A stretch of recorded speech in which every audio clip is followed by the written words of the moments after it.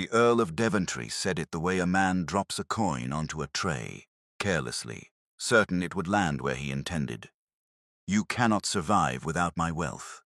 He said it across the length of the long dining table at Daventry House, beneath a chandelier his grandfather had purchased in Vienna, and which had not been properly cleaned since before the war. He said it with the small curl of the mouth he had inherited from his father, and which the old Earl had used to such ruinous effect on 3 wives in succession. And his own wife, the Countess Adelaide, who had been folding her napkin into precise quarters, set it down beside her untouched soup and looked at him for a long, level moment and did not yet say a word. The footman, of whom there were 2 and ought to have been 4, stood very still against the wall. It was the 7th of October, 1817, and outside the long windows of Daventry House the rain was coming down in the slow, patient way it did in Mayfair when it intended to stay for the evening. A carriage passed on the street below. Somewhere in the kitchen, a copper pan clattered. The long case clock in the corner, which had been wound that morning by Mrs. Pritchard, the housekeeper, because no one else remembered to wind it, struck the half-hour. Adelaide had been married to Lord Julian Daventry for 4 years, 3 months, and 11 days. She had brought into the marriage a portion her father had called modest at the contract signing, and which her father, the late Viscount Hollyfield, had known perfectly well was nothing of the kind. She had brought also a small, locked rosewood writing case, which travelled with her from house to house, and which her husband had once tried to open, and found he could not, and had then forgotten, as he forgot most things that did not flatter him. She was 26. She had hair the color of dark honey and the carriage of a woman who had been taught at 6 to enter a room as if she already owned it, which, as it happened, she rather did. She was considered by London to be quiet. She was considered by her husband to be grateful. Both London and her husband were about to discover they had been mistaken on identical grounds. "You cannot survive without my wealth," Julian had said. He had said it because he had drunk a 3rd glass of claret before the fish. He had said it because his cousin, Lord Pelham, had laughed at him that afternoon at White's over a matter of a horse. He had said it because for 4 years he had needed to believe it, and because a man who needs to believe a thing will eventually say it aloud to test whether the room believes it too. The room, this evening, was not going to. Adelaide laid her hand flat upon the table. Beside her place setting, where the 2nd footman had been instructed half an hour earlier to set it, lay a slim leather portfolio she had carried down from her writing-room herself. She had not yet opened it. She did not open it now. She simply rested her fingers upon it, lightly, the way a woman rests her hand upon a thing she has been waiting 4 years to use.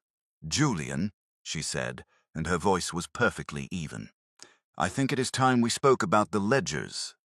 Julian laughed.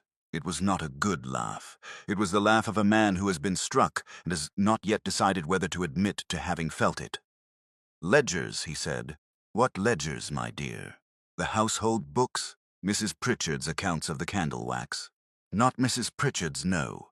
Adelaide drew the portfolio toward her by half an inch, no more. "Hers are very orderly. Mine are more interesting.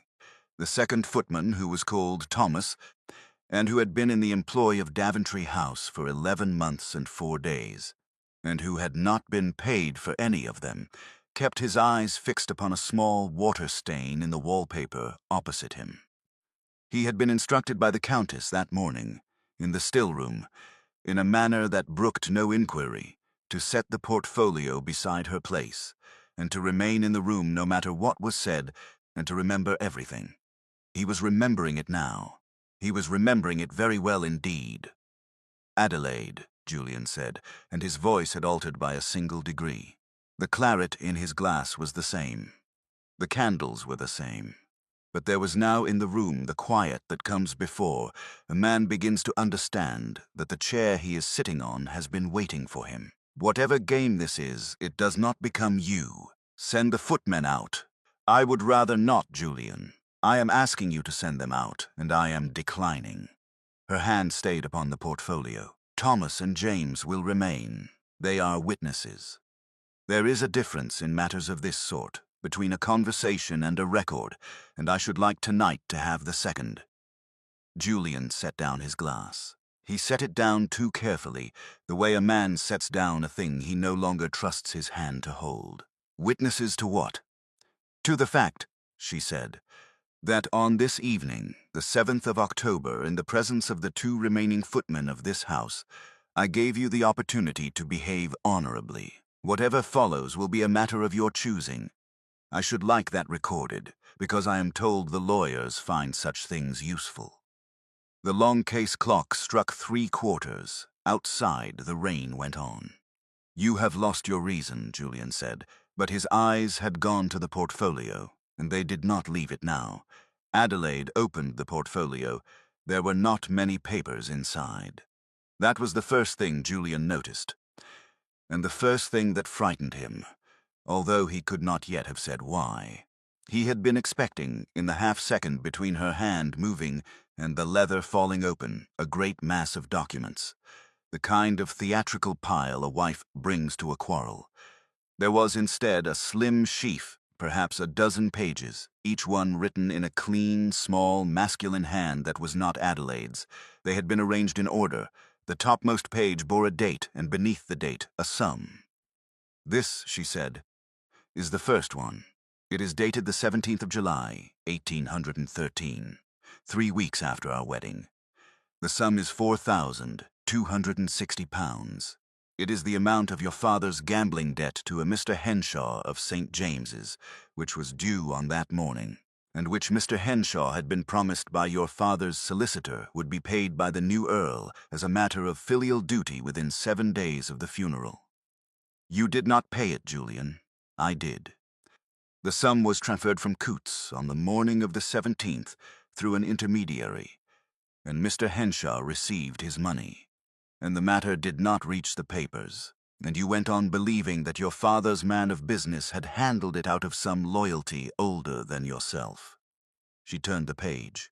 Julian had not moved. "This is the second. The 22nd of March, 1814. The mortgage on the dower house at Daventry Park, which your father had pledged in the year 9 and forgotten. £1,100 to redeem it, paid by me, the 3rd, the 8th of June, the same year. Mr. Carrow's bank advanced a private loan of £7,000 to settle a matter at the Inner Temple, involving your late uncle's natural daughter, and a certain settlement which had been promised and not made. The loan was extended in your name. The interest has been paid every quarter from a London account, which your solicitor has been told is held by a trust established by your late father. There is no such trust. The account is mine." Julian's hand reached for his glass and did not quite take hold of it. "The 4th is your tailor's bill for 1815. The 5th is the repair of the south roof of Daventry Park, which Mr. Pritchard's nephew oversaw last summer, and was paid for in cash in a manner that did not appear in your steward's books. The 6th is your cousin Lord Pelham's marker at White's, which you settled in May, and which you settled with a draft I wrote out 3 days earlier in this house and gave to you in an envelope, and which you signed without reading, as you sign most things." She turned the page a final time. "There are 6 more. Shall I read them, or shall we agree, you and I, that you have understood the principle?" For a long moment. The only sound in the dining room of Daventry House was the rain on the long windows, and the soft, regular hiss of the candles burning down. Then Julian said, very low, "Who told you all this?" It was the wrong question. It was the question of a man who has been caught at a card table and is trying to decide which other player has betrayed him, rather than the question of a man trying to understand the game. Adelaide noted it, as she had noted 10,000 small things about her husband over 4 years, and she filed it away in the part of her mind that had been quietly building him a small and accurate portrait for some time. "No one told me, Julian. I arranged it." I arranged it." She closed the portfolio. Every shilling that has kept this house standing for 4 years has come from me. Every debt your father left and you did not know how to face has been settled by me. Every tradesman in Mayfair who has accepted your account without complaint has done so because his bill is paid the same night by a clerk in Lombard Street whose instructions come from my writing case. The wealth, Julian, by which you propose I cannot survive has been mine throughout. You have been surviving on it. Julian looked at her.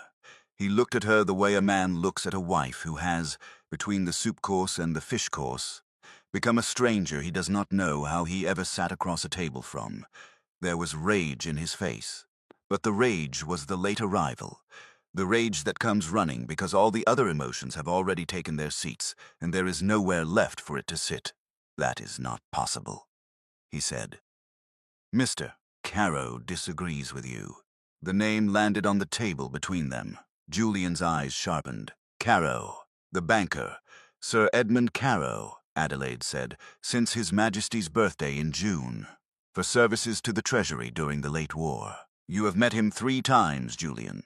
Once at Lady Sefton's, once at the Royal Exchange, and once in this very room, when he came to dinner in the summer of 15, and you found him dull, and did not address a single remark to him after the soup. He remembers all 3 occasions clearly. He has been my partner in this work since before our marriage. Before our marriage, before the contracts were signed, before the banns were read, before you saw me at the Holland Ball and decided I should suit you. Her voice did not rise. It did not need to. Edmund Caro has been managing my affairs since I was 21 years old. He was my father's protégé. He is the only living person besides myself who understood what my father left me, and what was done to my father in the matter of his estate, and what I have spent 4 years recovering. Julian was breathing too quickly. He had not noticed. What was done to your father, he repeated. Yes, your father died of an apoplexy in the year 12. My father died, Julian, of a great many things. The apoplexy was the last of them and not the most interesting.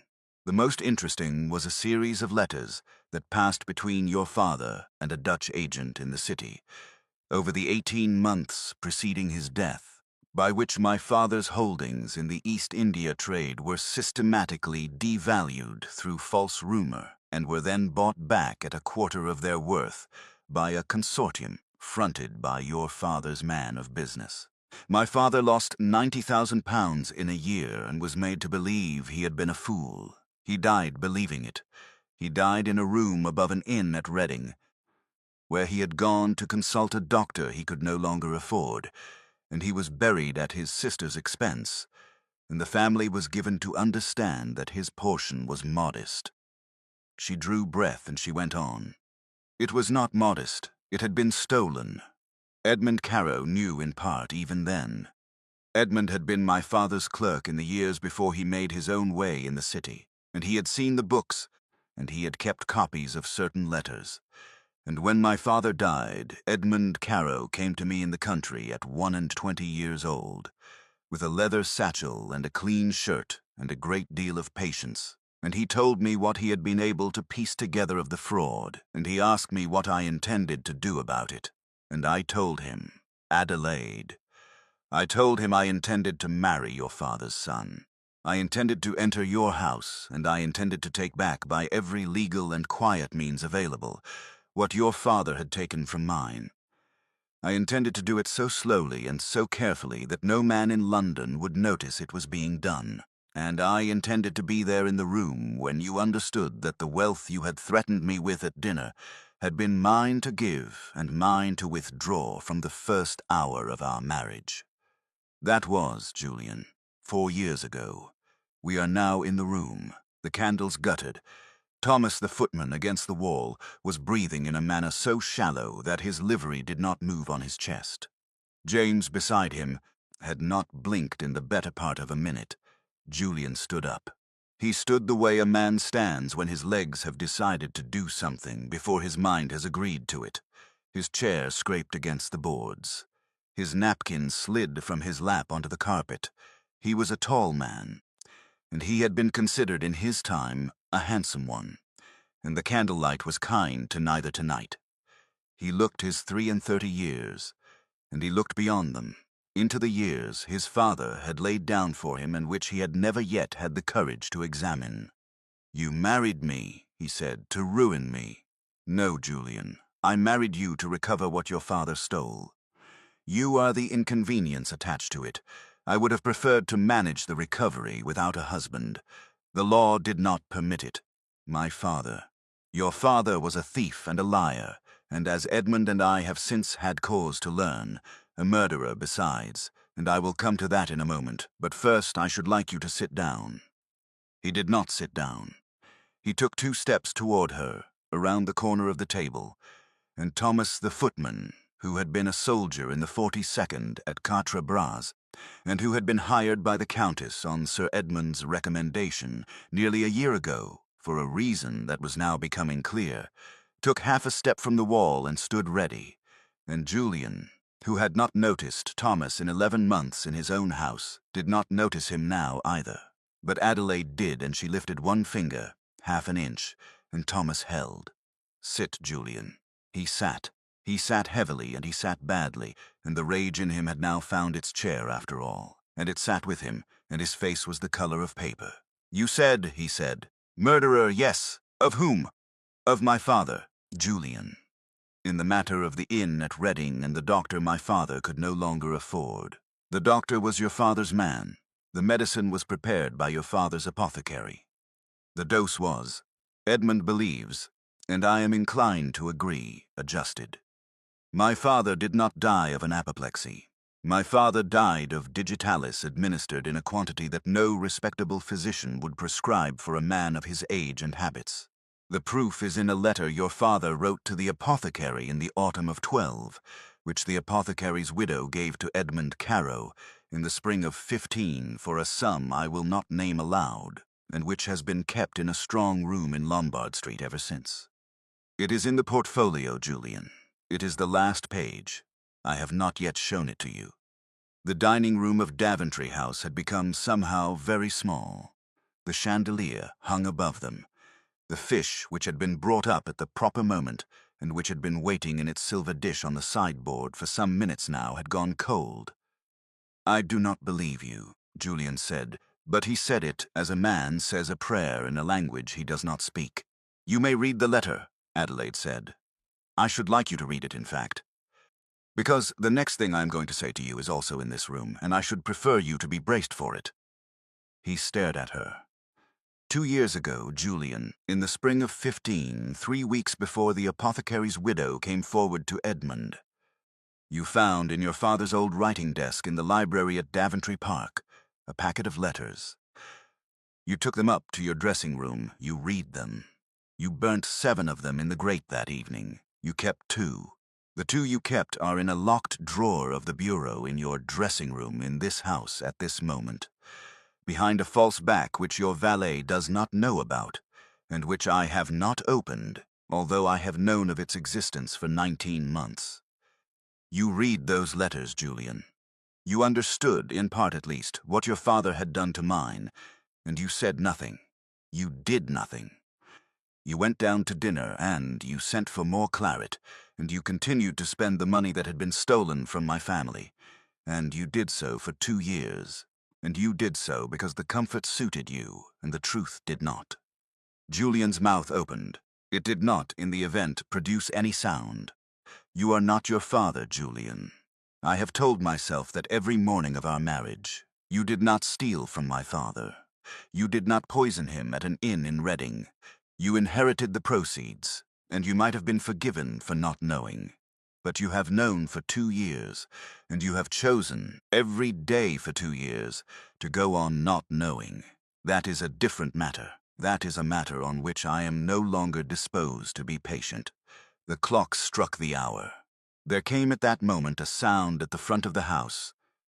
The heavy iron knocker of Daventry House struck 3 times, in the way a caller strikes who expects to be admitted, and Adelaide did not turn her head, and she did not look surprised, and Julian, watching her, understood with a coldness that began at the back of his neck that whoever was at the door had been expected. "That will be Sir Edmund," Adelaide said. "I asked him to come at 9. He has brought with him Mr. Stanhope of Stanhope and Greaves, who is my solicitor, and a clerk to take down what is said. Mrs. Pritchard will show them into the small drawing-room. We shall join them when we have finished here." "You," Julian began. "Julian, listen to me very carefully now, because I am going to give you a choice. And I am going to give it to you only once, and I have rehearsed it for some months, and you should not waste any of it."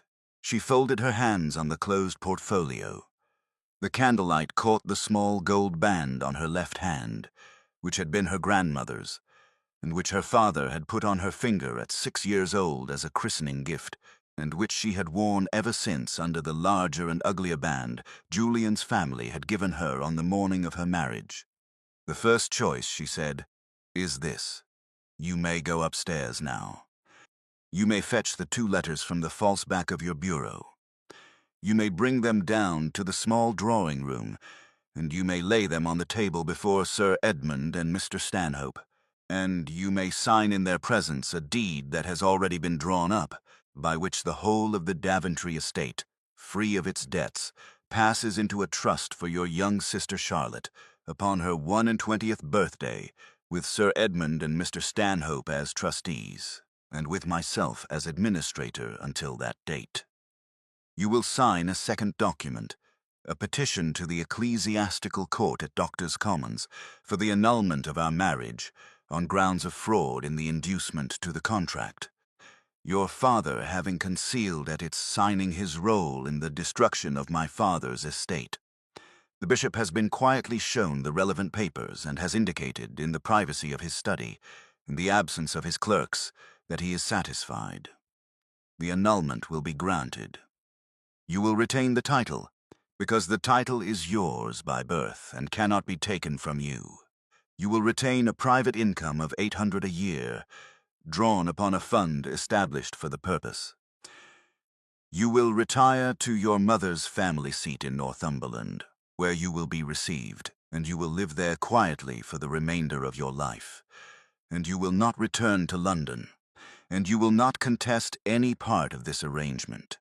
And the letter from your father's hand in this portfolio will be sealed and placed in the strong room at Stanhope and Greaves, and it will not be opened in your lifetime. Charlotte will inherit a clean house and a clean name. Your father's crimes will die with the generation that committed them. That is the first choice." She drew a slow breath. "The second is that you refuse, in which case Sir Edmund will leave this house in 20 minutes with the letter, and Mr. Stanhope will deliver it to the Lord Chancellor in the morning, and a separate copy will go to the editor of the Morning Post, and the ruin of the Daventry name will be in every coffee-house in London by Friday. You will be tried, Julian, on the question of your knowing concealment of evidence of a felony. For what you found in that desk 2 years ago and chose to burn was, in the eye of the law, the concealment of murder.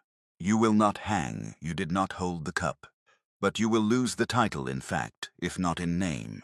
You will lose Charlotte, who is 16 and who deserves better than to enter society as the sister of a publicly disgraced earl. You will lose every roof your father bought with money he did not earn.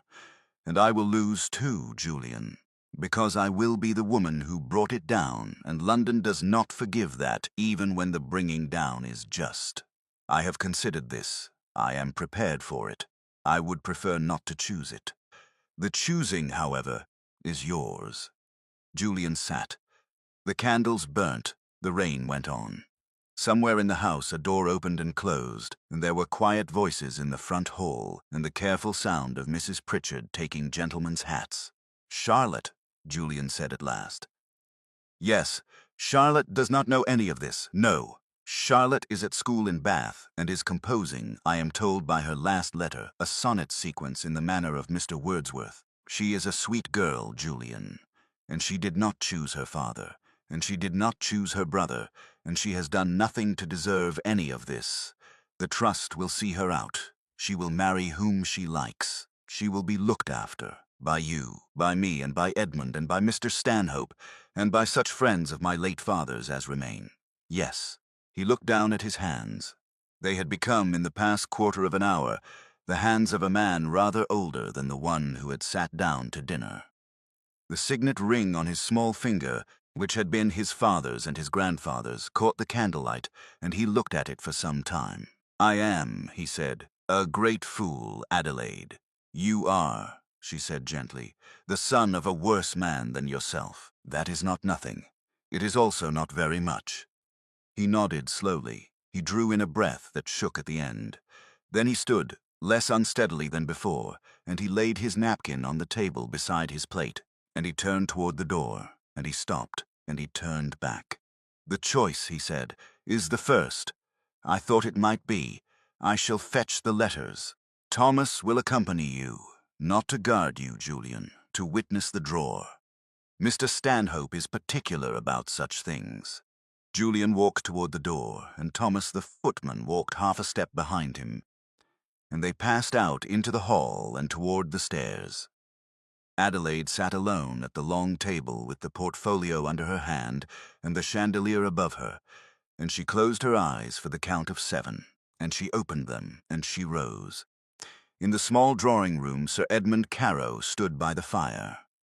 He was a man of 33, of medium height, with the kind of plain, intelligent face that does not announce itself in a room, but which is, on second consideration, the only face one remembers.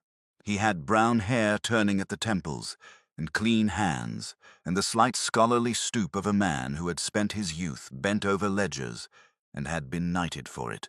He wore good black, no ornament. He had been waiting in this room for 11 minutes. He had been waiting for Adelaide, in a deeper sense, for 10 years. He turned when she came in. He did not move toward her. He had learned long ago not to move toward her until she asked. "It is done," he said. "He has chosen the first. I am glad, so am I." She crossed the room. She stopped 2 paces from him. "Edmund, yes. I should like, when this is concluded, and after a suitable interval, which Mr. Stanhope shall determine, and which the bishop shall approve, to be married to you. I should like that very much. I have wanted to ask it for some time, and I have not been at liberty. I am asking now somewhat clumsily, because I have been awake since 4 this morning, and I have not eaten my soup, and I find I no longer have any patience for elegant arrangements. Will you have me?" Edmund Carow looked at her. He had loved her, Adelaide knew, from the September afternoon in 1807, when she had been 16 and he had been 23, and he had come to her father's house at Hollyfield to bring a packet of papers, and she had been in the orchard with a book she ought not to have been reading, and they had spoken for 40 minutes about a Greek poet, and he had gone home and written it down in his commonplace book and underlined the date. He had said nothing to her of this in 10 years. He had been her partner and her friend and her lieutenant. He had not been her suitor, because she had been married, and because he had been raised by a father who had taught him that certain doors were not to be opened until one had been invited through them. He said, "Adelaide, yes, yes, yes, of course, yes." She nodded once, and her composure, which had held since 4 in the morning, held a moment longer, and then it did not. And she put her hands to her face for the space of 3 breaths, and Edmund Carow waited with the patience that had defined him. When she lowered her hands, he stepped forward at last, and he took her hand, and he raised it to his mouth, and he kissed the small gold band that had been her grandmother's, because the larger band above it he did not, by his own private code, yet have the right to touch. In the hall, Mr. Stanhope's clerk was sharpening a pen. The papers were signed at 20 minutes past 10. Julian signed each one without reading them, in the manner of a man who had read the only document that mattered an hour before, and had no further reserves for paper. The 2 letters from his father's writing desk were laid in the portfolio. The portfolio was sealed with Mr. Stanhope's seal and locked into Mr. Stanhope's case, and Mr. Stanhope's clerk made his record, and at 11 o'clock Sir Edmund Carow and Mr. Stanhope and Mr. Stanhope's clerk took their leave.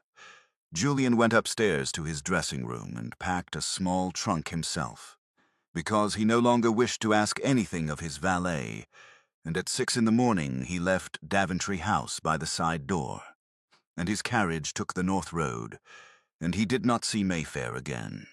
He kept to the bargain. He lived 27 more years at his mother's family seat in Northumberland, on the 800 a year, and he wrote to Charlotte every Sunday, and he became, against everyone's expectation including his own, a passable amateur botanist, and the small monograph he produced in 1831 on the Alpines of the Cheviots was received by the Linnean Society with respectful interest. He never remarried. He never read a newspaper. When he died in the autumn of 44, his sister came to bury him, and she said to her husband on the journey home that she had never quite understood her brother, and that she suspected, in the end, neither had he. Charlotte inherited the Daventry estate, clean of debt, on her 21st birthday, and she married a clergyman of her own choosing, and she had 4 children, and she planted a great many roses, and she remembered her former sister-in-law with the kind of fierce, quiet love that a younger girl reserves for the older woman who has, without ever quite saying so, saved her life. Adelaide and Edmund were married in the spring of 1819 in the chapel at Hollyfield, which she had bought back from her father's cousins the previous year. The annulment had been granted in March quietly by the bishop on the grounds Adelaide had named, and London had been told only that the Earl's health required country air. The story held. It always does, when there is no one alive who cares to break it. They had 2 daughters and a son. The eldest daughter was christened Margaret, after Adelaide's mother. The youngest was christened Charlotte. The boy was called Henry, after the late Viscount Hollyfield, who would, his daughter knew, have approved of his son-in-law without ever quite admitting to it. They lived for the most part at Hollyfield, which was a quieter house than Daventry, and which Adelaide loved better. Edmund kept his bank and his work at the Treasury, and in 1824 he was made a baron, and Adelaide was Lady Carow, and she let the older title go without regret, as one lets go of a coat that has never quite fitted. The rosewood writing case sat on her desk for the rest of her life. It contained, by the end, no ledgers. Those had long since gone into the strong room at Stanhope and Greaves, but only letters from Edmund. In the small, clean, masculine hand that had once filled a portfolio at Daventry House on the 7th of October in the year 17, and which she had loved, without permitting herself to know it, since she had been 16 years old in an orchard with a Greek poet on her lap. She lived to be 71. On the morning she died, in the long bedroom that looked out over the park, she asked for the rosewood case to be brought to her, and she rested her hand upon it, lightly, the way a woman rests her hand upon a thing she has been glad of for a very long time. And then she closed her eyes, and the long case clock in the hall struck the hour, and Lady Carow of Hollyfield, who had been Adelaide Daventry, who had been Adelaide Hollyfield, who had been at 6 years old taught to enter a room as if she already owned it, went very quietly out of one. There are in this old country of ours a great many quiet women sitting at long tables, folding their napkins into precise quarters, listening to men they do not love speak of wealth that is not theirs. Most of them say nothing. A few of them, on a particular evening, in a particular October, lay their hand upon a portfolio. If this story moved you, stay with me. There is another waiting in the next candle, a duchess who returned from the dead, a letter sealed for 30 years, a name no one in London was ever supposed to speak again. Subscribe, and I shall tell you.